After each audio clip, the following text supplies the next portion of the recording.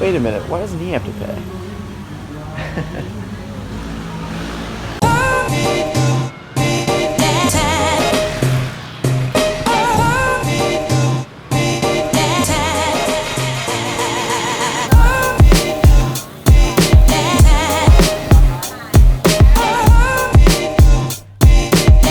Bangkok has been a major travel destination for years, so it seems like everything has already been covered. I wanted to visit the city to see what was still missing from the lists. After spending 1 week in Bangkok, these are my top 10 recommendations to get the most out of the City of Angels. Number 1 is Wang Market. I'll start with a market that isn't as popular as some of the others, but has just as much food, energy, and culture. It's located just across the river from the Grand Palace, and is famous for its diverse street food carts, clothing stalls, and claustrophobic alleyways.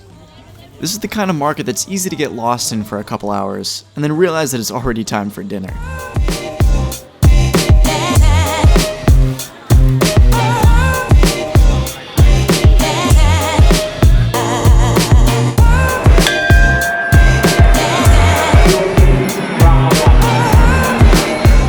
Number 2, Muay Thai.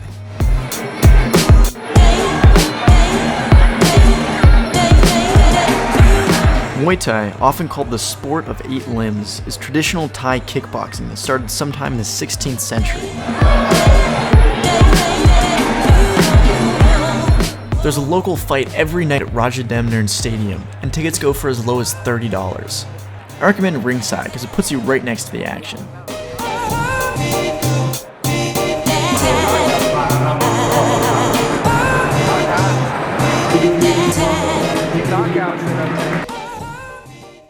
I think I found where the party's at. Rock on, dude.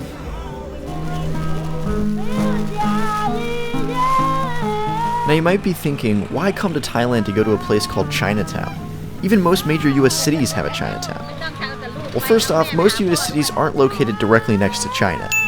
And second, because the energy of this part of the city is addictive. During the day, you can do everything from admire traditional Chinese temples to trade gold at one of the many gold shops. At night, however, the area explodes with street food that makes you question if you can call any other food you've had good.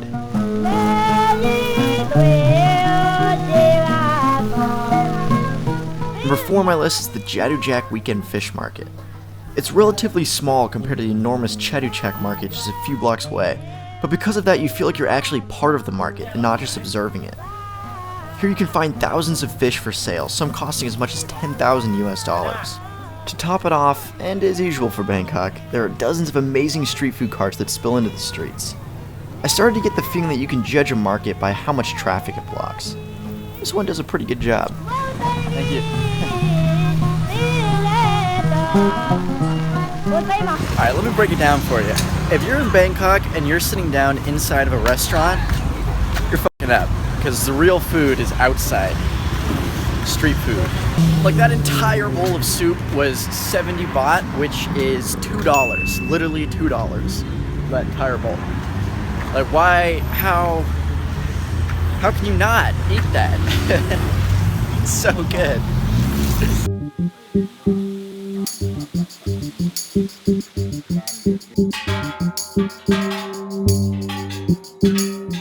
This is probably a more classic tourist destination than some of my others, but it still deserves a spot on the list. If anything, that lets you know it's definitely not a waste of time. The Golden Mount is a Buddhist temple that sits on top of a little mountain with unbelievable panoramic views of the city. It costs only 20 baht, which is about 50 US cents, so it's definitely worth the visit. That is if you don't mind climbing up the 300 steps to the top.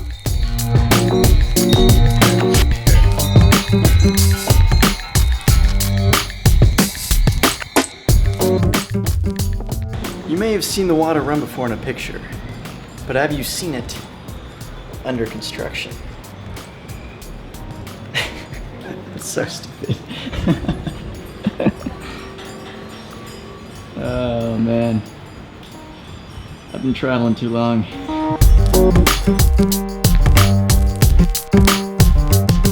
Since we're talking about slightly, and when I say slightly I mean very touristy things, Wat Arun is another Buddhist temple that makes the list. It's also across the river and just happens to be down the way from Wang Market. I recommend heading over to Wang Market for lunch, then walk down to Wat Arun about an hour or so before sunset, because the best place in my opinion to see it is actually on the other side of the river. Guy's definitely up to something. That's the face of someone with a plan.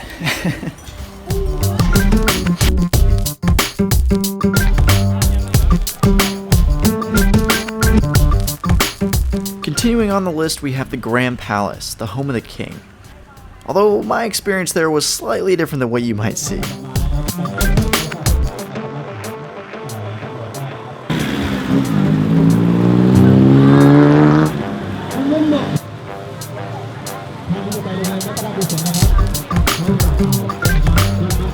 So to give you guys some context about what's happening, recently the king of Thailand, yes, Thailand has a king, recently he passed away, and he was so dearly loved by most of the country that even though he died in October and it's now January, thousands of people are coming to the Grand Palace to pay their respects. This is definitely not what the Grand Palace usually looks like. Glad I'm here for this because it's pretty amazing to watch all of these people come and say thank you for what the king did for their country.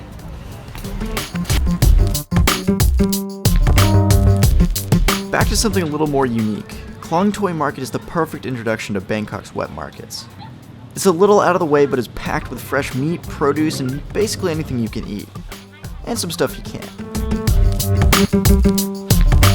This is about as local as you can get.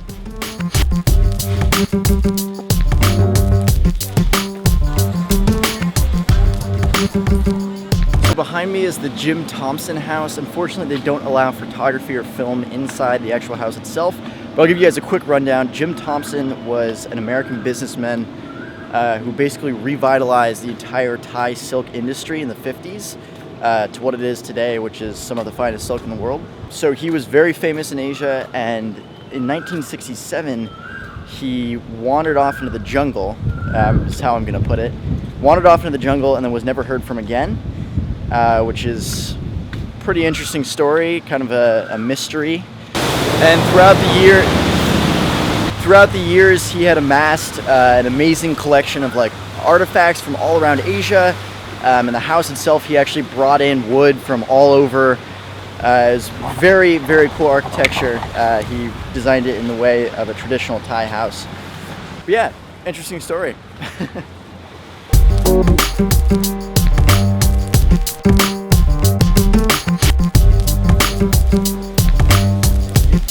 Last but not least, the Sleeping Buddha. Built by King Rama I, which is totally what I'm going to change my name to, because that's an incredibly cool name. It houses the Reclining Buddha, which is 15 meters high and 46 meters long, or 49 feet tall and 150 feet long. It's a big Buddha.